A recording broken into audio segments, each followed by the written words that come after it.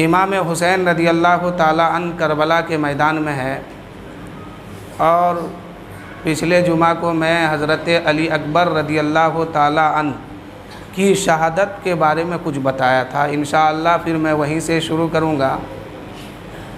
شاعر کہتے ہیں کہ دے بھیک مجھ کو نانا تیرے کرم کی خزینے کی خیر ہو، دے بھیک مجھ کو تیرے مدینے کی خیر ہو۔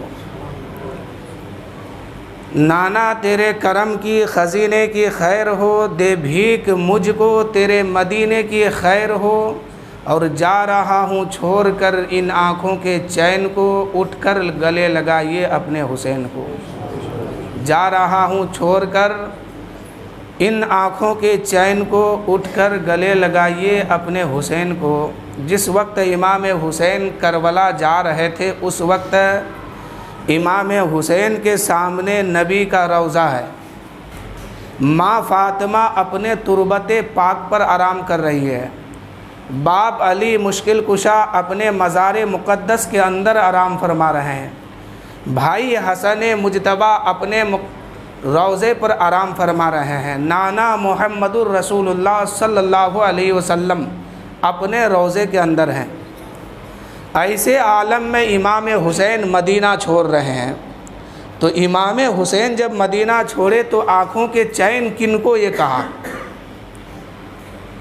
امام حسین آنکھوں کے چین کن کو کہہ رہے ہیں جبکہ ماں فاطمہ روضے کے اندر ہے، باپ علی مشکل کشا اپنے قبر کے اندر ہے، اور نانا محمد الرسول اللہ صلی اللہ علیہ وسلم اپنے روضے کے اندر ہے، بھائی حسن مجتبیٰ اپنے روضے کے اندر ہے۔ تو امام حسین رضی اللہ تعالیٰ عنہ یہ آنکھوں کے چین کن کو کہہ رہے ہیں کہ نانا تیرے کرم کی خزینے کی خیر ہو، دے بھیک مجھ کو تیرے مدینے کی خیر ہو، اور جا رہا ہوں چھوڑ کر ان آنکھوں کے چین کو، اٹھ کر گلے لگائیے اپنے حسین کو۔ یقیناً امام حسین رضی اللہ تعالیٰ عنہ نے کہا ہوگا، اس وقت امام حسین کے سامنے مسجد نبوی شریف کے منبر اور محراب تھے، اور کہہ رہے تھے کہ یا رسول اللہ ان آنکھوں کے چین کو میں چھوڑ کے جا رہا ہوں، اس مسجد کے منبر بھی اور اس مسجد کے محراب بھی۔ اور واقعی امام حسین نے ان چین کو جب چھوڑ کے گئے ہیں تو ایک ایسا چین امت کو دیا ہے کہ قیامت تک اب کوئی مسجد کے محراب کو گرا نہیں سکتا ہے۔ شاعر کہتے ہیں کہ تم ایک مسجد نہیں بچا پاتے ہو، شاعر کہتے ہیں تم ایک مسجد نہیں بچا پاتے ہو۔ مثال کے طور پر لے لو ہمارے یہاں کی بات، ایک مزار شریف پر بات چل رہی ہے، آج سالوں سال سے چل رہی ہے، لاک ڈاؤن نہیں ہوا تھا اس سے پہلے سے ہے، ابھی تک معاملہ چل رہا ہے۔ تو اس شعر کو ہم لوگ اپنے انداز سے سمجھیے کہ تم ایک مزار نہیں بچا پاتے ہو، اتنے تعداد ہونے کے باوجود، اتنی طاقت ہمت ہونے کے باوجود، جیسے ہی محرم کا 10ویں تاریخ آتی ہے ہر آدمی اپنے آپ کو شیر سمجھتا ہے، ہر آدمی اپنے آپ کو پہلوان سمجھتا ہے، اور واقعی حسین کا یہ کرم ہے کہ امام حسین نے 10ویں محرم کو کسی کو آواز نہیں دیا ہے تو اتنی تعداد میں لوگ جمع ہوتے ہیں، کہیں 10,000 ہے، کہیں لاکھ ہے، کہیں 2 لاکھ ہے، کہیں 10 لاکھ، کہیں 10 کروڑ، کہیں 50 کروڑ کی تعداد میں لوگ جمع ہوتے ہیں دنیا میں۔ اگر امام حسین 10 تاریخ کو کربلا کے میدان میں اگر آواز دے دیتے تو اتنے حسینی وہاں جمع ہوتے کہ یزیدیوں کا نام و نشان نہیں رہتا، لیکن حسین نے آواز نہیں دیا تو یہ حال ہے، امام حسین نے کسی کو پکارا نہیں تو یہ حال ہے کہ 10ویں تاریخ کو ایمان والوں کو دیکھیے، حسین کے غلاموں کو دیکھیے مسجدوں میں جمع ہو جاتے ہیں، اور نماز عاشورہ پڑھ کر کے اور روزہ رکھ کر کے امام حسین کی محبت میں مست ہو کر کے کہتے ہیں اے آقا حسین یہ دین تو آپ کا ہے۔ شاعر کہتے ہیں کہ تم اتنے ہو کر کے ایک مزار نہیں بچا پاتے ہو، علی کے لال نے تو پوری شریعت بچا کے دے دیا ہے، علی کے لال نے تنہا پوری شریعت بچا کے امت کو دے دیا ہے۔ شاعر کہتے ہیں کہ نانا تیرے کرم کی خزینے کی خیر ہو، دے بھیک مجھ کو تیرے مدینے کی خیر ہو، جا رہا ہوں چھوڑ کر ان آنکھوں کے چین کو، اٹھ کر گلے لگائیے اپنے حسین کو۔ امام حسین نے اس وقت مسجد نبوی کے محراب کو دیکھ رہے تھے، خانہ کعبہ کے نمبر اور محراب کو دیکھ رہے تھے، اپنے نانا کا روضہ دیکھ رہے تھے، اپنی ماں کا قبر انور دیکھ رہے تھے، اور کہہ رہے تھے کہ یا رسول اللہ ان آنکھوں کے چین کو میں چھوڑ کے جا رہا ہوں، دے بھیک مجھ کو تیرے مدینے کی خیر ہو، اور جا رہا ہوں چھوڑ کر ان آنکھوں کے چین کو، اٹھ کر گلے لگائیے اپنے حسین کو۔ وہ حسین ابن علی ہے، کیوں فخر سے جھومے نہ رسول عربی، تقدیر سے ملتا ہے نواسا حصہ۔ وہ نواسا بے مثال ہے، 22,000 کی جھرمٹ میں ہے، 22,000 دشمنوں کے بیچ میں ہے، اور یہ جان رہے ہیں کہ 22,000 کے پاس تلوار ہے، 22,000 کے پاس تیر ہے، 22,000 کے پاس نیزہ بھی ہے، کھانے کی چیز بھی موجود ہے، پینے کی چیز بھی موجود ہے، ہر ساز و سامان سے یہ موجود، تیاری کر کے آئے ہیں۔ ہم تو نہتا ہے 72 ساتھی ہیں، لیکن نواسا تھا تو نبی کا تھا، بے مثال نواسا ہے۔ تبھی تو شاعر نے کہا ہے کیوں فخر سے جھومے نہ رسول عربی، تقدیر سے ملتا ہے نواسا ایسا۔ وہ نواسا حسین ابن علی نے دین کی حرمت بچا لی ہے، کٹا کے سر کو نانا جان کی عزت بچا لی ہے، اور اثر تھا فاطمہ کے دودھ کا، عظمت کا، رفت کا، لٹایا گھر کا گھر مگر امت بچا لی ہے۔ اثر تھا فاطمہ کے دودھ کا، عظمت کا، رفت کا، لٹایا گھر کا گھر، امت بچا لی ہے۔ اور علی اصغر جب شہادت کا جام پیتے ہیں، شاعر قلم اٹھاتے اور لکھتے ہیں کہ تم اپنے زور بازو کا دھمکی ہمیں نہ دے ظالم، علی کے گھر کا تو ہر بچہ تلواروں سے کھیلا ہے، علی کے گھر کا ہر بچہ تو تلواروں سے کھیلا ہے۔ امام حسین رضی اللہ تعالیٰ عنہ کربلا کے میدان میں پہنچے ہیں۔ اللہ اللہ 10ویں تاریخ ہے، 10ویں تاریخ کو کربلا میں میرے آقا حسین ہے۔ کونین میں مستقبل کا ظلم بھی کربلا میں سمٹ کے وقت سے پہلے آ گیا ہے، حال کا ظلم بھی سمٹ کر وقت سے پہلے کربلا میں پہنچا ہے، ماضی کا ظلم بھی سمٹ کر کربلا میں وقت سے پہلے پہنچا ہے۔ یعنی یہ سارے ظلم جو ہے کربلا میں وقت سے پہلے پہنچا ہے۔ فرعونی تیور بھی آپ کو کربلا میں ملے گی، ابو جہلی تیور بھی آپ کو کربلا میں ملے گی، عتبہ کا تیور کفر بھی آپ کو کربلا میں ملے گا، شیبہ کا تیور کفر بھی آپ کو کربلا میں ملے گا۔ یعنی فرعونی طاقت، ابو جہلی طاقت، ابو جہلی کردار، ابو جہلی مشن سب آپ کو کربلا میں ملے گی۔ لیکن جہاں ان ظالموں کا کردار آپ کو مل رہا ہے، وہاں صبر و رضا کا بھی ہر کردار آپ کو ملے گا۔ سلیمانی شوکت بھی آپ کو کربلا میں ملے گی، ایوبی صبر بھی آپ کو کربلا میں ملے گا، اور حضرت ہارون کی یاقوت بھی آپ کو کربلا میں ملے گا، یوسف کی حسن بھی آپ کو کربلا میں ملے گا، اور حضرت آدم کی آدمیت بھی آپ کو کربلا میں ملے گی، نوح کی شجاعت بھی آپ کو کربلا میں ملے گی، عیسیٰ کی ذبح و ایثار بھی آپ کو کربلا میں ملے گا، ابراہیم کی خلت بھی آپ کو کربلا میں ملے گی، اسماعیل کے ذبح و ایثار بھی آپ کو کربلا میں ملے گا، حضرت ہارون کی یاقوت بھی آپ کو کربلا میں ملے گی، ذات زکریا کی معصومیت بھی آپ کو کربلا میں ملے گی، ایوبی صبر بھی آپ کو کربلا میں ملیں گے۔ یعنی ان سارے صبر بھی ایک طرف وہاں موجود ہے، اور آگے چلیے تو میرے نبی کا شان و شوکت بھی وہاں کربلا میں ملے گی۔ ان ساروں کو سمیٹ کے ایک طرف جمع کرو تو کربلا کے میدان میں امام حسین بن کے چمکتے ہیں، امام حسین بن کے چمکتے ہیں۔ ایک طرف ظلم و تشدد کا برپا ہے تو ایک طرف صبر و شکر کا برپا ہے، ایک طرف ظالم ہے، ایک طرف صبر والے ہیں، اور میرے آقا حسین نے صبر کر کے دکھا دیا۔ جب حضرت علی اکبر رضی اللہ تعالیٰ عنہ شہادت کا جام پیے ہیں، پچھلے جمعہ کو میں یہاں تک بات کی تھی، اس کے بعد حضرت امام حسن کے بیٹے کی باری آتی ہے، یعنی قاسم بن حسن، ام فرما کا یہ بیٹا ہے۔ حضرت قاسم کربلا کے میدان میں نہیں ہے، پہلے ہی جام شہادت پی چکے ہیں۔ باری آئی ام فرما کے بیٹے کی، ادھر سے ام فرما آتی ہے، اپنے بیٹے کے لیے اجازت مانگتی ہے کہ اے آقا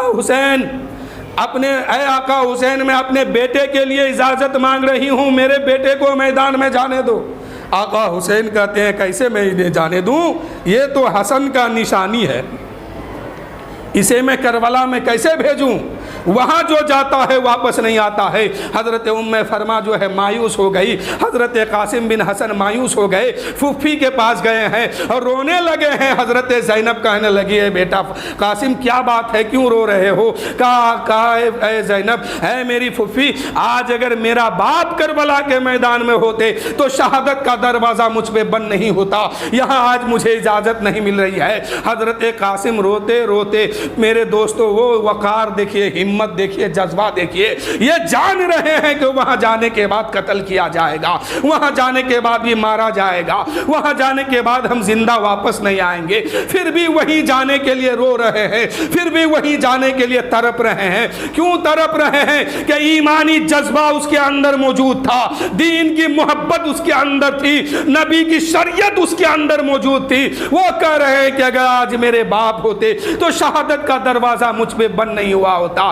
میرے دوستو، حضرت قاسم اپنے سر پہ ہاتھ رکھ کر کے ایک کونے میں بیٹھ جاتے ہیں۔ اچانک نظر پڑتی ہے، ذہن میں بات آتی ہے کہ میرے باپ نے کہا تھا اے بیٹا اس تعویذ کو بازو میں باندھ لو، اور جب سب سے بڑی مصیبت تمہارے سامنے آئے اسے کھول کے پڑھ لینا، جو اس میں لکھا ہے اسی طرح تو عمل کرنا۔ حضرت قاسم نے اپنے بازو سے تعویذ کو نکالا ہے، کھول کے پڑھا ہے، اس میں امام حسن نے لکھا تھا اے میرے بیٹے، اے میرے نور نظر لختے جگر، افسوس ہے مجھے کہ ایک دن ایسا آئے گا کہ میرا بھائی مقتل کربلا میں ہوگا، افسوس مجھے اس بات پر ہے کہ اس وقت میں نہیں رہوں گا، لیکن اے میرے بیٹے اگر کربلا کے میدان میں تم رہے تو میرا بیٹا ہونے کی ضمانت دینا اور میرے بھائی کے چرنوں پہ اپنی جان قربان کر کے نانا کی شریعت کو بچا لینا۔ میرے دوستو، حضرت قاسم جو ہے اب دوبارہ تعویذ لے کے امام حسین کی بارگاہ میں آئے ہیں، عرض کرتے ہیں اے میرے آقا، اب میں آپ سے اجازت لینے نہیں آیا ہوں بلکہ آرڈر لے کے آیا ہوں، آرڈر اس کا ہے جس کا آپ نے ٹال سکتے ہیں، اس کا حکم لے کے آیا ہوں۔ حضرت امام کہتے ہیں کس کا حکم ہے ذرا سناؤ تو صحیح، یا آرڈر کس کا ہے؟ تعویذ سامنے کرتے ہیں اور کہتے ہیں اے آقا حسین، یہ آپ کے بڑے بھائی کا آرڈر ہے، یہ آپ کے بڑے بھائی کا حکم ہے۔ حضرت امام حسین تعویذ کو پڑھتے ہیں، آنکھ سے آنسو کا قطرہ جاری ہو جاتا ہے اور کہتے ہیں کہ بیٹا قاسم، میں تجھے میدان میں کیسے روانہ کروں؟ میں جانتا ہوں کہ وہاں جو جاتا ہے ان ظالموں سے بچ کے نہیں آتا ہے، لیکن بیٹا قاسم جب تیرے باپ کا ہی حکم ہے اب میں اسے ٹال نہیں سکتا ہوں، جاؤ میدان میں جاؤ۔ فرما خوشی مناتی ہے اور اپنے بیٹے کو شہادت کا دولہا بناتی ہے اور رخصت کرتی ہے۔ رخصت کرتے سمے جب میدان میں قاسم بن حسن اتر رہے تھے، ان کی ماں فرما کہنے لگی تھی اے بیٹا سنو، جا تو رہے ہو میدان میں، مجھے یقین ہے تم جاؤ گے، لیکن اے بیٹا اب جانا تو اس خیال سے جانا یا تو ان لشکریوں کو جہنم کا راستہ دکھا دینا یا پھر شہادت کا جام پی کے واپس آنا۔ لیکن بیٹا جانا، لیکن اس میدان میں جب اترنا کدھر سے تیر آ رہا ہے، کہیں سے خنجر آ رہی ہے، کہیں سے تلوار چلے گی، جب تمہارے جسم میں تیر لگے گا زبان سے اف مت کہنا، خنجر لگیں گے اف مت کہنا، تلواریں چلے گی اف مت کہنا، اس لیے کہ وہ بڑا بے نیاز ہے، پتہ نہیں کس کی قربانی قبول ہوگی کس کی نہیں ہوگی، اس لیے تم اف مت کہنا۔ اب حضرت قاسم بن حسن میدان میں اترے ہیں، ان کا مقابلہ بڑا شہزور ہے، ان پر کبھی تیر آتا ہے تو زبان سے اف نہیں کہتے ہیں بلکہ الحمدللہ پڑھتے ہیں، زبان سے رب کا شکر ادا کرتے ہیں۔ ان کا مقابلہ بڑا شہزور مقابلہ تھا۔ حضرت امام قاسم جب میدان میں اترے ہیں تو ارزخ نامی ایک پہلوان یزیدیوں کے بھیڑ میں تھا اور یزیدیوں کے لشکر میں یہ پہلوان آیا تھا جو ہاتھی کے برابر طاقت رکھتا ہے۔ عمر بن سعد نے کہا جاؤ اس بچے سے جا کے مقابلہ کر لو۔ ارزق نے کہا یہ تو میرے سامنے توہین ہو رہی ہے، اتنے چھوٹے سے بچہ کے سامنے، ذرا بھر کے بچے کے سامنے میں مقابلہ کرنے جاؤں جو سب سے بڑا رستم کائنات ہے، جو سب سے بڑا طاقت کا مالک ہے، جو سب سے بڑا پہلوان ہے، ان بچوں سے میں مقابلہ کیسے کرنے جاؤں؟ ارزق اپنے 4 بیٹے کے ساتھ یزیدیوں کے ساتھ آیا تھا، اس نے اپنا سب سے چھوٹا بیٹا بھیجا اور کہا کہ ذرا بھر کے بچے سے مقابلہ کرو جا کے۔ ارزق کا پہلا بیٹا آیا جو سب سے چھوٹا تھا، اس نے حضرت قاسم پر تلواروں سے 42 واریں کیا، جب وہ شخص آیا یزیدیوں کے طرف سے آ کے کہا کہ حسن کے بیٹے چلو وار کرو، تلوار چلاؤ، امام قاسم نے کہا ہم تلوار چلانے نہیں آئے ہیں، ہم کسی پہ وار کرنے نہیں آئے ہیں، تم اپنا کام شروع کرو۔ اس نے جب کام شروع کیا تو ایک تلوار نہیں، ایک کے بعد دیگر 42 تلوار چلایا، 42 مرتبہ حملہ کیا، اور حضرت قاسم نے ہر حملے کو روکا ہے، ہر تلوار کو انہوں نے روکا ہے۔ جب 42 مکمل ہو گئے، اب یہ کانپنے لگا، ہانپنے لگا کہ میں کس میدان میں آ گیا ہوں، کس کے سامنے آ گیا ہوں کہ 42 مرتبہ میں نے وار کیا ہے، سارے وار کو انہوں نے توڑ دیا ہے۔ اب حسن کے بیٹے کہتے ہیں اے ظالمو، اب مقابلہ کرنے کی باری میری ہے، اب دیکھو میں کیسے مقابلہ کرتا ہوں، تمہیں تو تمیز بھی نہیں ہے کہ مقابلہ کیسے کیا جاتا ہے، میں سکھاتا ہوں کہ مقابلہ کیسے ہوتی ہے۔ امام قاسم نے ایک تلوار کی وار کی ہے، ان ظالموں کو سر سے جدا کر دیا ہے، تن سر سے جدا ہوا، جہنم کا راستہ لے لیا۔ ارزق نے اس منظر کو دیکھا، ارزق نے اس منظر کو جب دیکھا غصے سے لال پیلا ہو گیا، اس لیے کہ اس کا بیٹا مرا ہے، دوسرا بیٹا بھیجا ہے، اس کے ساتھ بھی یہی ہوتا ہے، حسن کی تلوار اٹھتی، قاسم کی تلوار چلتی ہے، فی نارے جہنم ہو جاتا ہے۔ پھر تیسرا بھیجا، چوتھا بھیجا، جب 4 بیٹے کو انہوں نے قتل کر دیا ہے، اب امام قاسم کہتے ہیں اے ارزق، ابھی بھی تمہیں عقل نہیں آئی ہے، ابھی بھی تمہیں سمجھ نہیں آئی ہے، 4 بیٹے کو قتل کرا چکے ہو اور میں نے اسے کاٹ کے 2 ٹکڑا کر دیا ہے، اب بھی تم کر رہا ہے میرے سامنے، اب بھی تم پہلوانی کی بات کرتا ہے، اب تو آ میدان میں، اب میرے قریب آ ذرا مجھ سے مقابلہ کر لے۔ ارزق پہلوان چیل کے طرح جھولتا ہوا، ہاتھی کے طرح لہراتا ہوا، گرجتا ہوا قاسم کے سامنے آیا ہے، مقابلہ شروع ہوا ہے، ارزق سے مقابلہ قاسم بن حسن کیا ہے۔ ادھر امام حسین نے دیکھا کہ قاسم کا مقابلہ ارزق سے ہو رہا ہے، امام حسین نے گرم ریت پر سجدہ کیا، اپنے مالک سے کہا اے میرے مالک، میرے بچے کی لاز رکھنا، میرے مالک میرے بچے کی عزت آبرو رکھ لینا، اس لیے کہ دشمنوں کا سب سے بڑا پہلوان میرے بچے کے مقابلے میں ہے۔ اتنا کہنا تھا، بھتیجے نے کہا چچا سر اٹھائیے، خدا نے سن لیا ہے، یہ دیکھیے حیدر کی تلوار چمکی ہے اور دشمنوں کی لاش تڑپ رہی ہے، اتنا بڑا پہلوان کٹ کے 2 ٹکڑا ہو گیا ہے۔ قاسم کے حسن کے شیر نے اسے بھی مار ڈالا۔ ادھر امام عباس عالم بردار جب اس منظر کو دیکھ رہے ہیں، خیمے کے آر سے آواز دیتے ہیں باہ قاسم چابس چابس، یعنی چابس ہی قاسم کو دے رہے ہیں، اور قاسم کی تلوار ہوا میں لہرا رہی ہے، قاسم کی تلوار فضاؤں سے بات کر رہی ہے۔ قریب تھا کہ تاریخ لکھنے والا یہ لکھ دیتا کہ ایک قاسم کی تلوار 22,000 کو چیر کر کے،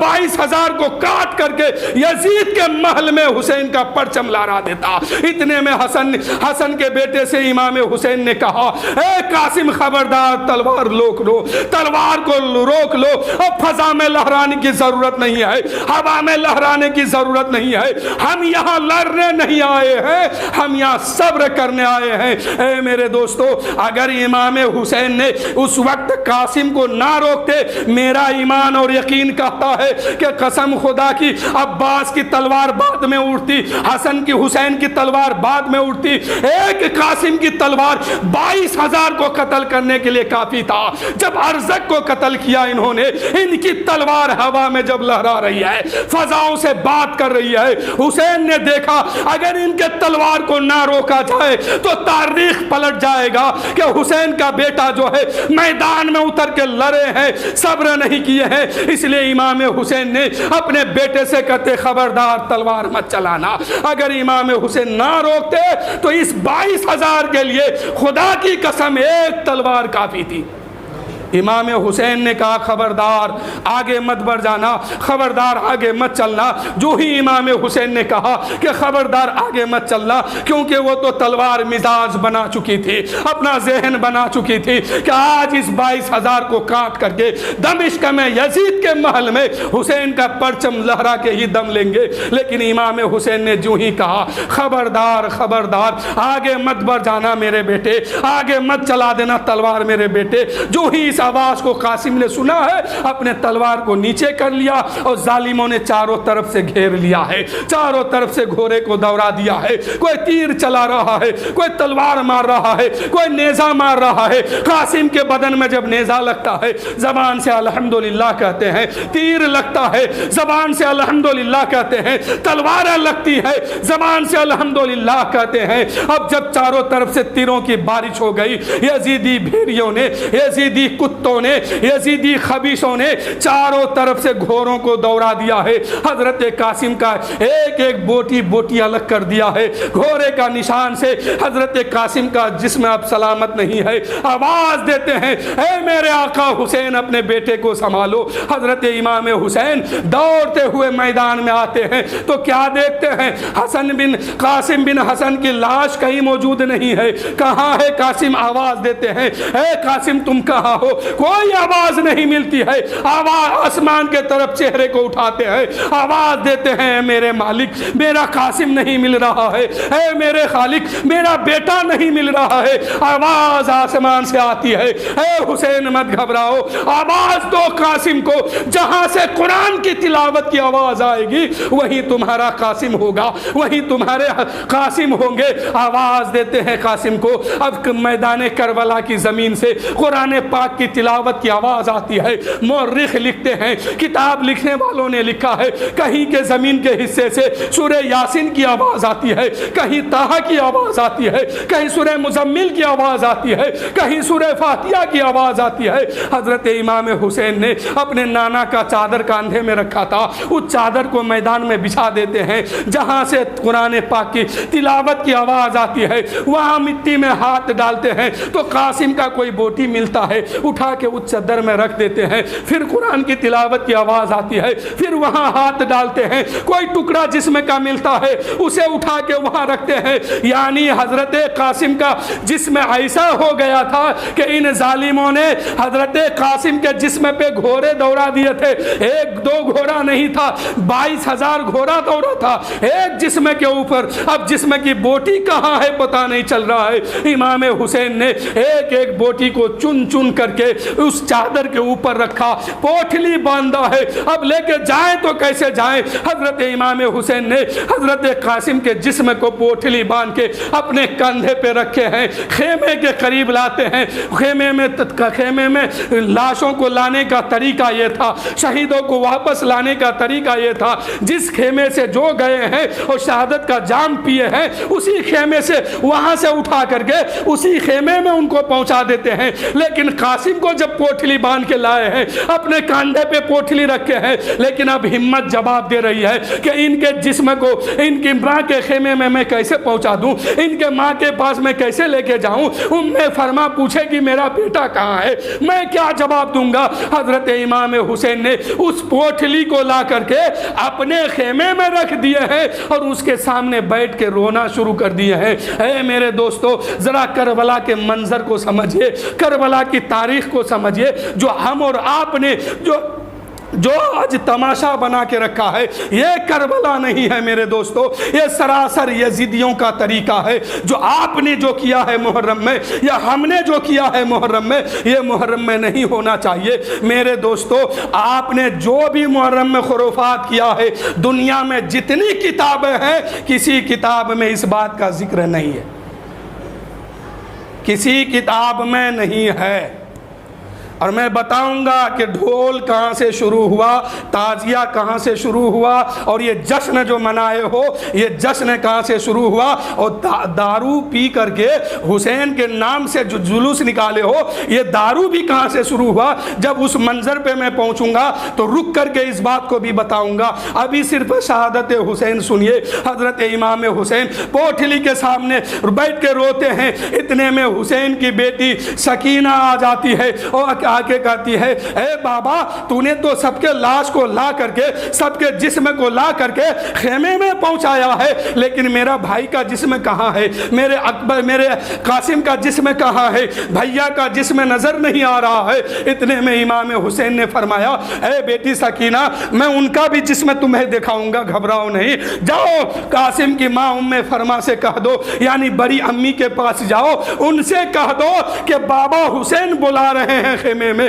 یہ جملہ جا کے سکینہ اپنی بڑی امی سے کہتی ہے۔ ان کی بڑی امی حسین کے خیمے میں آتے ہیں، کیا دیکھتے ہیں؟ حسین رو رہے ہیں۔ آقا حسین فرماتے ہیں، اے ام فرما، اپنے بیٹے کے جسم کو نہیں دیکھو گے؟ کہاں ہے تیرا بیٹا؟ کہاں ہے تیرا بیٹا؟ کس میدان میں ہے تیرا بیٹا؟ کیسے لیٹے ہیں تیرا بیٹا؟ اپنے بیٹے کے جسم کو نہیں دیکھو گے؟ اپنے بیٹے کا چہرہ نہیں دیکھو گے؟ ام فرما کہنے لگی، اے آقا حسین، میں ماں ہوں اس کی ماں، میں ماں کی ماں ہوں ماں، میں تو بیٹے کی خوشبو پر سونگھ کر کے پہچان بتا دیتی ہوں کہ میرا بیٹا کہاں ہے۔ حسین نے کہا تیرا بیٹا کہاں ہے؟ ام فرما کہنے لگی، اس پوٹلی کے اندر جو ہے وہی میرا بیٹا ہے۔ ام فرما کے سامنے جب یہ بات کھلی ہے، ام فرما نے جو ہی اس پوٹلی کو کھولے ہیں تو حسین ام فرما اس پوٹلی کو کھول کے اپنے بیٹے کا چہرہ تلاش کر رہی ہے تو نہ ہاتھ ہے، نہ پیر ہے، نہ کمر ہے، نہ سر ہے، نہ دانت ہے، نہ آنکھ ہے، کسی کا پتہ نہیں چلتا ہے۔ اے میرے دوستو، آپ میں سے ہم میں سے کسی کے گھر میں اگر کوئی اللہ نہ کرے کہ ایسا ہو، اگر کوئی بچہ ایکسیڈنٹ کرتا ہے روڈ پر، اس کا ہڈی پیر ٹوٹ جاتا ہے تو کہا جاتا ہے کہ اس کے گھر والے کو دور رکھو، ہم لوگ اس کا علاج کر دیں گے، اس لیے کہ دیکھ کے وہ برداشت نہیں کر پائیں گے۔ اس وقت کا حال دیکھو، پوٹلی میں بیٹا بنا ہوا ہے، گوشت کا ٹکڑا ہے، سمجھ میں نہیں آتا ہے کون سا حصہ کہاں ہے، لیکن ماں صبر کر رہی ہے اور اللہ کی بارگاہ میں کہتی ہے کہ مولا تیرا لاکھ لاکھ شکر ہے کہ تو نے میرے بیٹے کی قربانی کو قبول کر لیا۔ اس کے بعد بات آئی کن کی؟ حضرت علی اصغر کی۔ حضرت علی اصغر 3 دن کے پیاسے تھے، 6 ماہ کا بچہ ہے، 3 دن کا پیاسا ہے، زبان نہیں ہل رہی ہے، منہ نہیں چل رہا ہے پیاس کی وجہ سے، نہ دانا ملا، نہ پانی ملا، نہ دودھ کا ایک گھونٹ ملا، کچھ نہیں مل پایا۔ حضرت ام رباب نے ایک آہ سر بکھیچی اور کہی کہ حسین، لڑائی ہے تو تم سے ہے، ان یزیدیوں کو اگر جنگ کرنا ہے تو وہ تم سے ہے، دشمنی ہے یا نہیں ہے وہ تم سے ہے، یہ 6 ماہ کا بچہ کسی کا کیا بگاڑا ہے؟ جاؤ اس بچے کو لے کے جاؤ اور نہر فرات کے قریب جاؤ اور ان یزیدیوں سے کہو کہ اے ظالموں، اگر دشمنی ہو تو ہم سے رکھتے ہو، عداوت ہو تو ہم سے ہے، لڑائی تم کو لڑنا ہے تو ہم سے ہے، یہ 6 ماہ کا بچہ کسی کا کچھ نہیں بگاڑا ہے، اس بچے کو ایک قطرہ پانی تو دے دو۔ شمر نے کہا خبردار، ایک قطرہ پانی اسے مت دینا، یہ بچے کا بہانہ بنا کر کے پانی پینا چاہتا ہے۔ میرے دوستو، بڑا بد نصیب تھا وہ فرات جو حسین کو نہ مل سکا۔ اگر حسین کو فرات مل جاتا تو یہ آج دنیا کی نظروں میں تبرک بن جاتا، جیسے آب زمزم اسماعیل کو ملا تھا تو پوری دنیا اس کو تبرک سمجھ کے پیتی ہے، لیکن میرے حسین کو فرات نہ ملا، یہ بڑا بد نصیب ہے فرات۔ آج بھی پانی وہاں موجود ہے لیکن اس پانی کی کوئی اہمیت نہیں ہے، کوئی حیثیت نہیں ہے۔ اور میرے دوستو، وہ تو صبر کا مقام تھا، اگر امام حسین وہاں چاہ لیتے پانی تو فرات کی کیا اوقات ہے، حوض کوثر حسین کے ہر خیمے سے اور ہر فرد کے قدم سے ظاہر ہو جاتا، لیکن حسین کو تو پانی نہیں چاہیے تھا۔ لے کے پہنچے ہیں، یزیدیوں نے کہا ایک قطرہ پانی انہیں مت دینا، اگر انہیں پانی دے دیا یہ بچے کا بہانہ بنا کر کے پانی پینا چاہتا ہے، اسے پانی نہ دیا جائے گا۔ حرملہ نے کہا صبر کرو، ابھی میں کیا دیتا ہوں، کبھی تیرا بچہ تم سے پانی نہیں مانگے گا۔ اے میرے دوستو، حرملہ نے ایک ایسا تیر چلایا کہ علی اصغر کے حلقوم میں جا کے گر گیا اور حلقوم کو چھید کرتے ہوئے امام کے بازو میں جا کے پیوست ہو گیا۔ میرے دوستو، جہاں پہ پانی پلانے کا مقام تھا وہاں سے خون کا فوارہ نکلا ہے۔ ظالموں نے نہ پانی پلایا بلکہ ایک تیر ایسا چلایا، ننھے اصغر پیاسا بلکتا چل دیا خلد کو کربلا سے۔ امام حسین نے دیکھا کہ بچے کو پانی تو نہ دیا، حرملہ نے ایک ایسا تیر چلایا، حرملہ نے ایک اتنا بڑا تیر بنایا تھا جس سے وہ ہرن کا شکار کرتا تھا،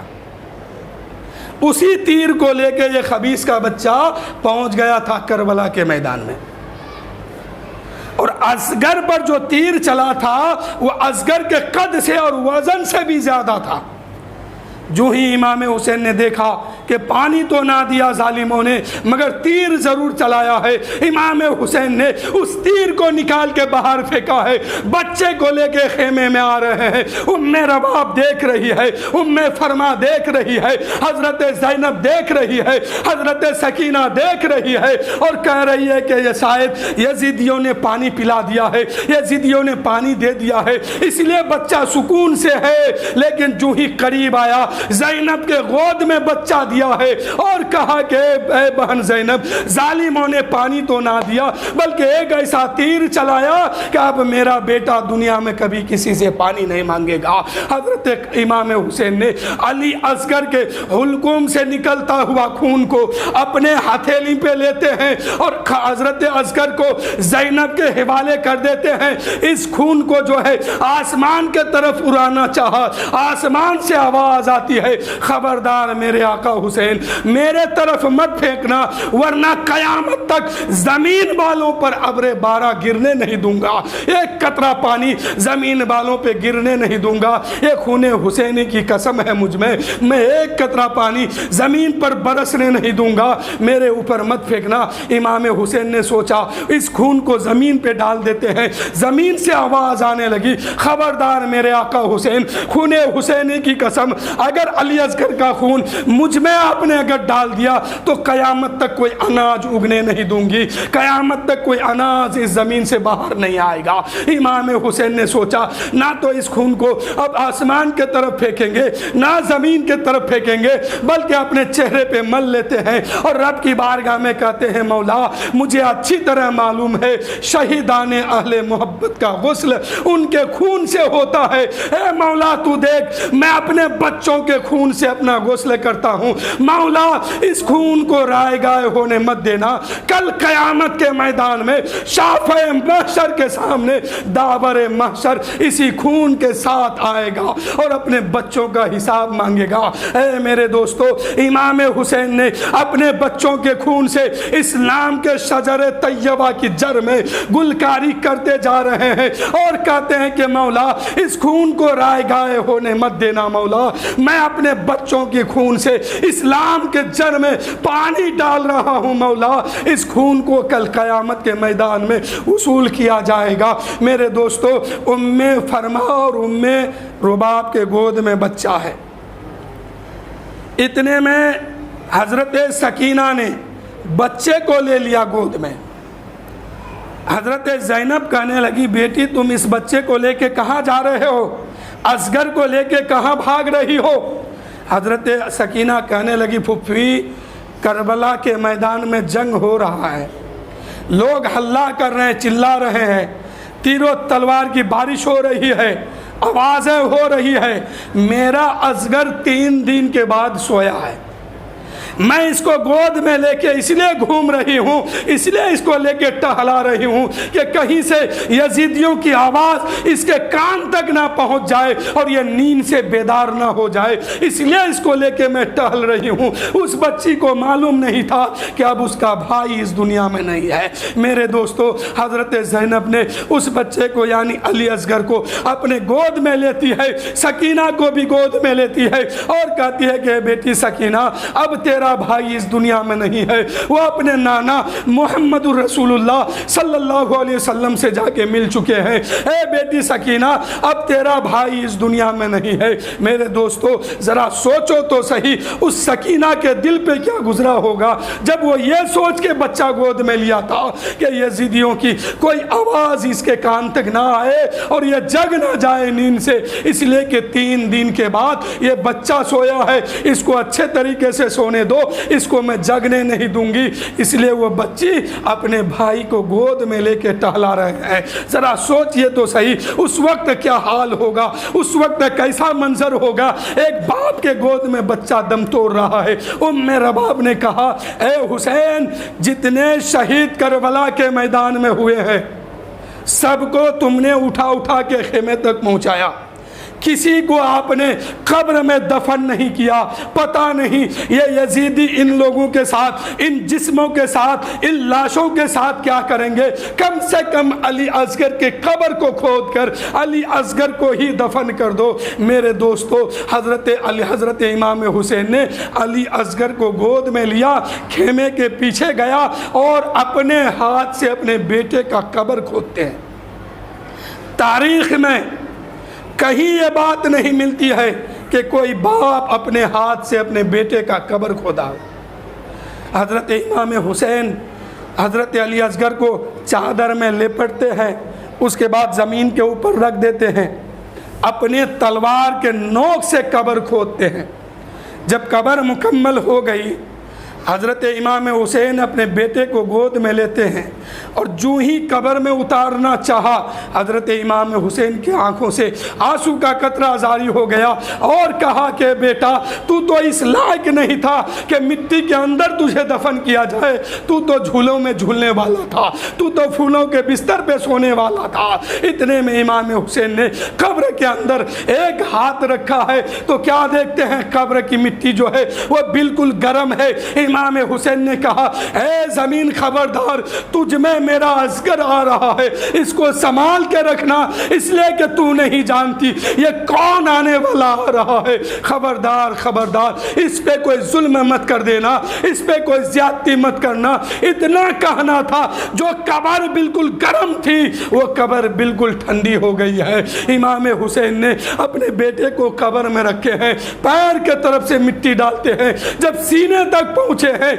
हिम्मत जवाब दे रही है कि आगे मिट्टी कैसे डालें, आगे मिट्टी इस पे कैसे डाला जाए। हजरत इमाम हुसैन ने कपड़े को हटाते हैं, बेटे का पेशानी चूमते हैं, रोना शुरू कर दिए।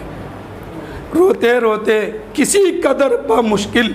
मिट्टी डाल दिए। इतने में इब्ने ज़ियाद ने, शिम्र ने और अमर बिन साद ने कहा कि हुसैन, क्या तुम्हारे बाजू में अब ताकत नहीं है?